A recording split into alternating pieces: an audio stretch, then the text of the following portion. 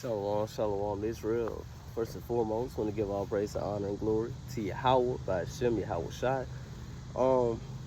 Just want to talk a little bit about the end times, man, because when I was in the store last night, the screenshot, not the screenshot, the picture I took is gonna be like the thumbnail of the video. So when you see the thumbnail, you already gonna know what I'm talking about. So the thumbnail of the video was a picture I took last night when I was going into the store.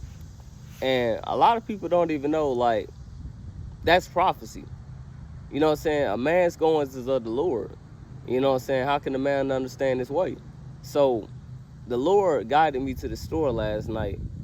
God really was going up there to do something else. But when I actually went in there and I just looked up I was in line and I looked up for a split second, just looked in the back. I see all this, like the frozen section is empty. You know what I'm saying? Ain't nothing there. You know? And I started thinking about that precept that's in Esdras. You know, and I'm going to get that too. But we're coming into some very dangerous times. Let me get that what Brother Paul said, man. Let me get that at first. 2 Timothy, man. Let me get that, in 2 Timothy, man. So it says, 2 Timothy chapter 3, verse number 1. And it says, this know also that in the last days, because a lot of people should already know that we living in the last days. We're getting close to the second return of our Lord, YAHAWASHI, who the world ignorantly calls Jesus Christ. So we're getting closer to the times of his second return. So it says, 2 Timothy chapter 3, verse 1. It says, this know also that in the last days perilous times shall come. Perilous is another word for dangerous times. You know, you're seeing people die at an all-time rate. You know, you're seeing a whole lot of folly at a all-time rate. You're seeing a whole lot of things at an all-time rate. You know? And what manner of persons ought we to be in all holy conversation? Roughly paraphrasing Peter. So I'm going to read this again. So it says, 2 Timothy chapter 3, verse 1. It says, this know also that in the last days perilous times shall come. So, you know what I'm saying? Perilous times, dangerous times.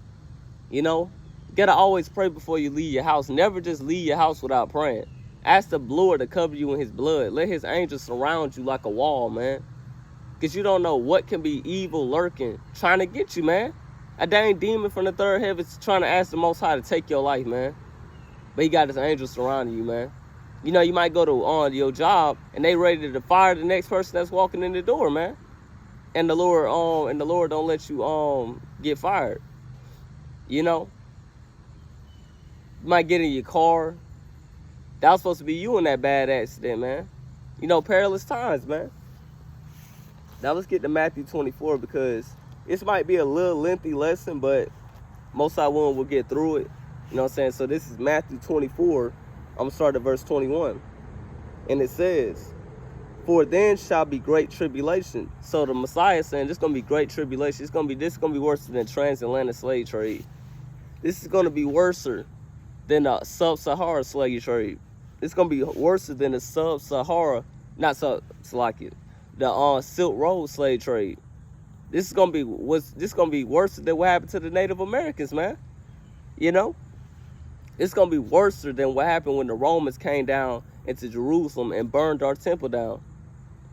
The tribulation that's coming upon the world right now is going to be worse than anything worse that you ever seen in your entire life.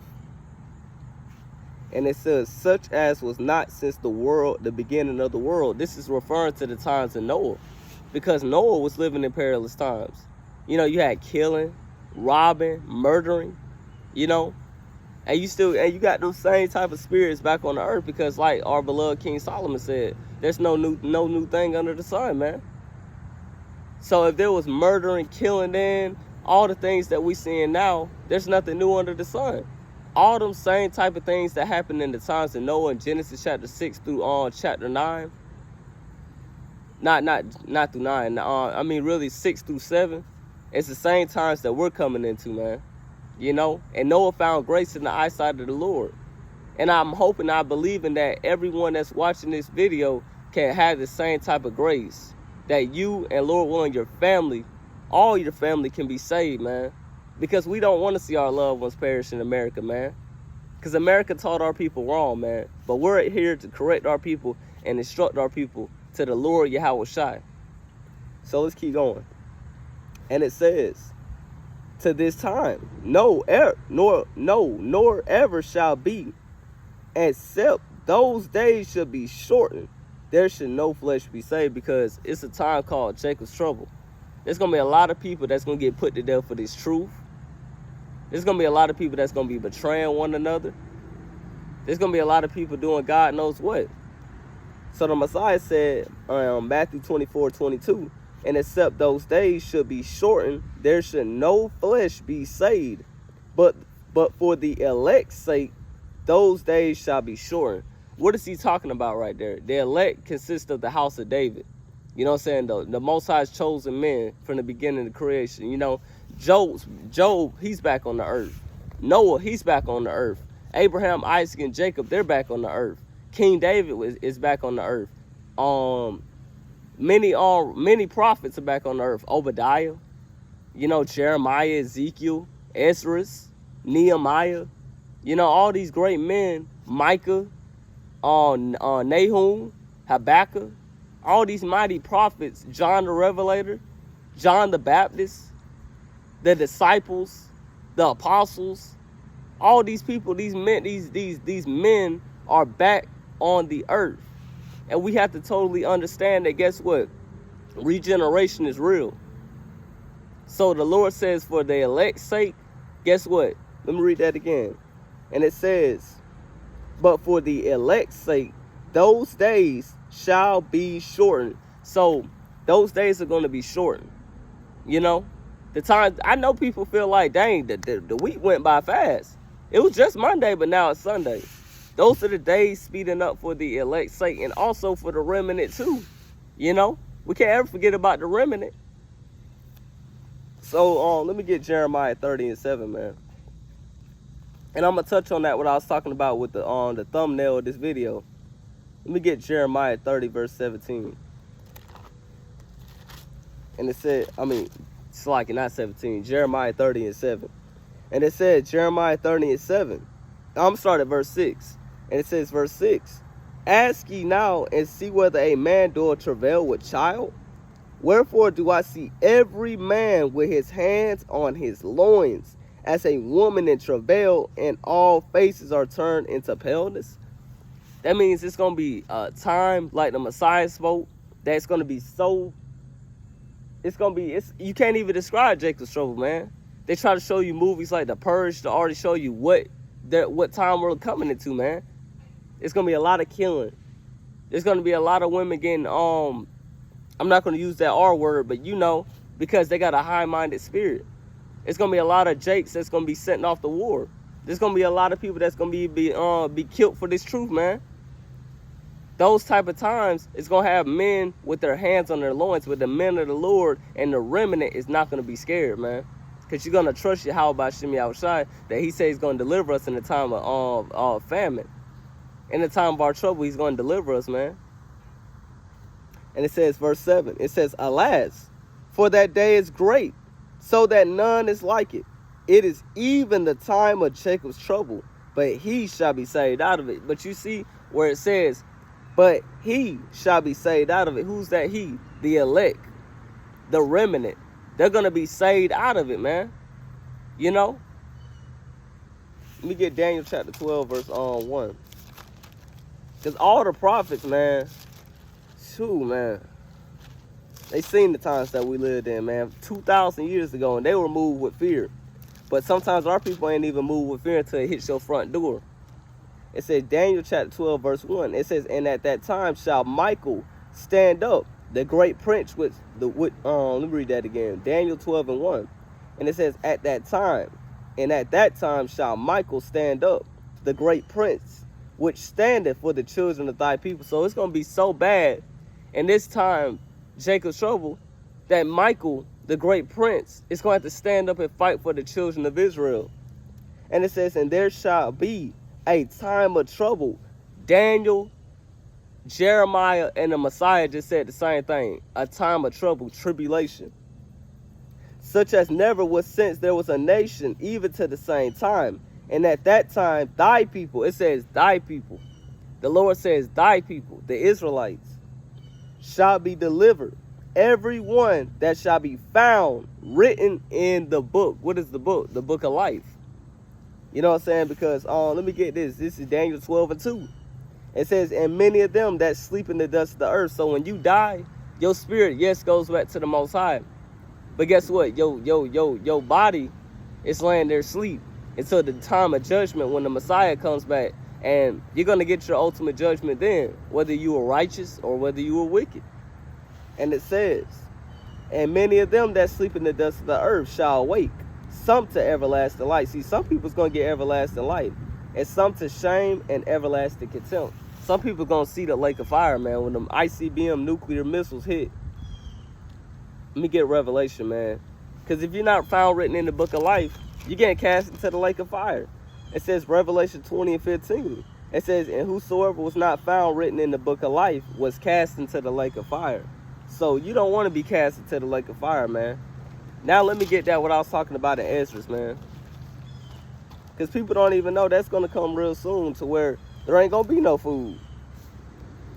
There ain't going to be no food, man. So it says, let me see. It says, I'm going to get this precept. It says, 2 Ezra chapter 15, verse 19. A man shall have no pity upon his neighbor, but shall destroy their houses with the sword. The sword can go into, guess what, a bomb, a gun, an actual sword, you know, bombs, tanks, you know. And it says, and spoil their goods because of the lack of bread for great tribulation. So Ezra is seeing the great tribulation too. Ezra said, woe is me. Woe is me. Who would deliver me in those days? Roughly paraphrasing, man. You know what I'm saying? Let me see if I can find it. Let me see. Let me see if I can find that precept. Let me see. Salakia, bear with me, bear with me. Let me see. Was it a 9?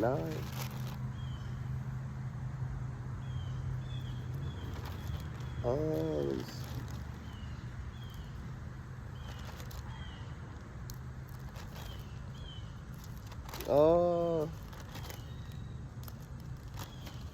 I'm gonna try to find it, but if I don't, I'm just gonna try to drop it in the chat and let you look at it there. But I'm roughly paraphrasing. It's in 2nd Ezra where it talks about how that basically the sown places are gonna appear unsown, and right here, all praise to the Most High. 2nd Ezra chapter 6 verse 22, and it says, and suddenly shall the sown places appear unsown. The full storehouses shall suddenly be found empty. So Ezra's seen it. Dollar General's gonna be empty. Sam's Club, Walmart, what's some other places? Family Dollar, Dollar Tree. All these places are gonna be. Let me read that again. 2nd Ezra chapter 6 verse 22. And suddenly shall the sown places appear unsown. The full storehouses shall suddenly be found empty. So, just to roughly paraphrase it, wherever you like shopping, it's going to be real empty real soon, man. It's going to be no food. It's going to be people breaking into somebody else's house. You know what I'm saying? That person that always spoke to your neighbor, hey, how you doing? I'm doing good. How you doing? They're going to be trying to break into your house, man. You know, with the sword. You know, the gun. They might have a knife. They might have a dang machete, man. They might have some type of form of a sword to try to come feed their family. They willing to kill you and your family to feed their family, man.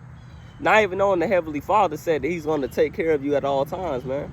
That's where faith, this thing's also about faith, man. Yes, it's about works, but it's also about faith.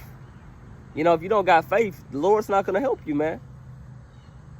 So, let me get this in 2nd Ezra. It says 2nd Ezra chapter 15, verse 9. I will avenge them speedily, saith the Lord, and will require the innocent blood from their hands. This is talking about modern day Egypt, America. And it says, behold, my people is led as a flock to the slaughter. I will now no longer suffer them to dwell in Egypt. This is going into the Egypt of now, America. And it says, but bring them out with a mighty hand and an outstretched arm, and smite Egypt with plagues as before. Hold up. If this was talking about the Egypt with Pharaoh, why did the Lord just say that he's going to have to smite it with the same plagues as he did as the ancient Egypt? So this is 2nd Ezra chapter 15, verse 11. And it says, but bring them out with a mighty hand and an outstretched arm. It's talking about Jeremiah 23, 6 through, I'm going to get there. It's in 23. It says 2nd Ezra chapter 15, verse 11. But bring them out with a mighty hand and an outstretched arm, and smite Egypt with plagues as before, and destroy all the land thereof. Egypt shall mourn, and the foundation of it shall be smitten with the plague and punishment that the Most High shall bring upon it. They that till the ground shall mourn, for their crops shall be destroyed by fire and hail and violent storms. So, you know what I'm saying? That's as you can actually see now in the last days, man. Violent storms, earthquakes, tropical storms, man. The Lord's destroying this place, man, every day for the wickedness, man. The witchcraft, the enchantments, the evil, the sorceries. The Lord's getting sick and tired of this thing, man. And so should you in the spirit. You should be vexed every day that you see your people suffering, man. But a lot of times our people, even in this truth, still love Babylon because of what it offers them. They still got a good job. They haven't lost their house yet. They haven't lost their car. They haven't lost nothing yet, man. Until the Lord puts you on the hot seat, man. So we gotta hate this place, man. This is a punishment. This is not home, man. Home is Jerusalem. Home is Israel. Home is seeing a black man rule this whole planet Earth in righteousness, man. Let me get Jeremiah 23 real quick. It says, Jeremiah chapter 23. Jeremiah chapter 23. Verse number 6. And it says, in his days Judah shall be saved. That's talking about southern kingdom. And Israel shall dwell safely. That's talking about northern kingdom. And this is his name, whereby he shall be called the Lord YAHAWAH, by our righteousness. Therefore, behold, the days come, saith the Lord YAHAWAH, that they shall no more say, the Lord YAHAWAH liveth, which brought up the children of Israel out of the land of Egypt. But the Lord YAHAWAH liveth, which brought up and which led the seed of the house of Israel out of the north country. Because we're in the north country. You can go on your maps. You can look up, we're in North America, man. So this is going to be a prophecy that, like we said, prophecy in the Old Testament still is fulfilling to this day. This ain't happened yet. We ain't seen the chariot. I know I see chariots going in the sky at night, But they haven't came down and delivered whoever they elect. I'm not saying that I'm the elect or the remnant. I'm saying I haven't seen the deliverance yet, man. I have not seen my people delivered out of this place yet. So that's how we know the Old Testament's not done away with, man. And it says, which brought up the children of Israel out of the land of Egypt. And it says, but the Lord liveth, which brought up and which led the seed. It says the seed of the house of Israel out of the north country, and from all countries whither I have driven them, and they shall dwell in their own land. So guess what? That hasn't happened yet. That has not happened yet. So for all the people that saying we're in the new covenant, that hasn't happened yet. Because if we're in the new covenant, why do we not have the laws in our inward parts? Why do I have sin still tempting me every day? Why do I have all these wicked thoughts still trying to hit my mind right now if I'm in the new covenant with YAHAWASHI, man? Why are we not going to the woodshed and the Lord's pleading with our people face to face? Why are these things not happening yet, man? That just shows you that our people have been lied to, man. Let me get one more. One more precept, and I'm gonna get you a law. That's how I'm gonna start trying to end off the class. Shout out to Brother Thad. All praise to the Most High. He put on his spirit.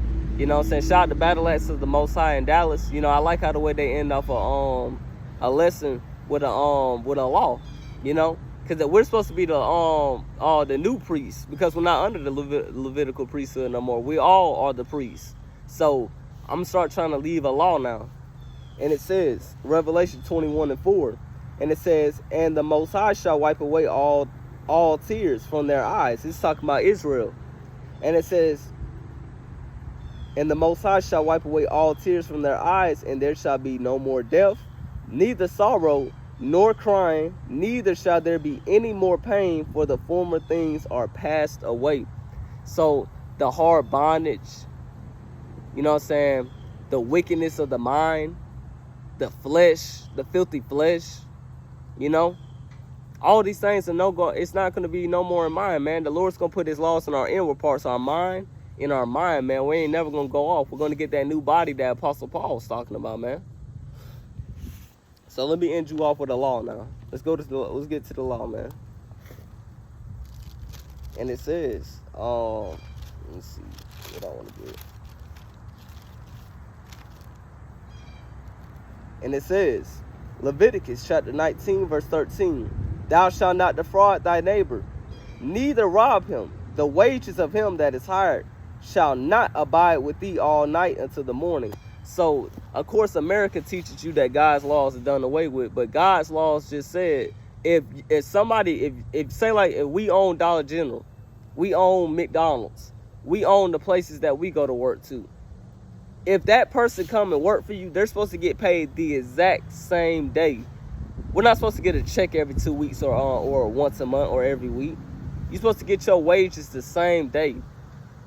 You know what I'm saying? But with that, I want to say, call halal YAHAWAH, BAHASHAM YAHAWASHI. I'm going to say shalom to the hopeful elect and the remnant scattered abroad. Keep the faith and keep the commandments. Shalom.